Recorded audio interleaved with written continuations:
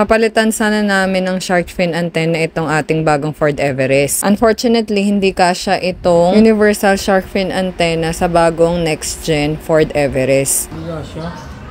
Buti na lang dito masasayang kasi dumating ang ating bestie na may Ford Everest na previous series. Bago ko ipakita sa inyo yung pagkabit, ito nga pala yung in-unbox natin siya. Mura lang to, nasa 100 plus lang. Lalagay ko na lang yung link sa basket. Ito na nga, tinanggal na ni Hubby yung stock antenna. Tapos, dinouble check niya kung kakasya. Thankfully, it does fit. Yay! Kinabit niya muna yung kabilang side for the double-sided tape na didikit sa mismong antenna. Tapos, in-screw niya na to doon sa naka-emboss sa car. After, tinanggal niya na yung sticker for the kabilang double-sided tape para madikit na to sa car. Ganun lang siya kadali, guys. Tapos, i-press nyo lang siya maigi para ma-make sure na nakadikit talaga siya. Third car na natin to na napalitan ng shark fin antenna. Matibay naman siya. Kaya kung gusto niya rin, check out na rin kayo. Nasa basket ang link. Ito na ating bestie. Naglalagay naman ng sticker sa ating car. Thank you po!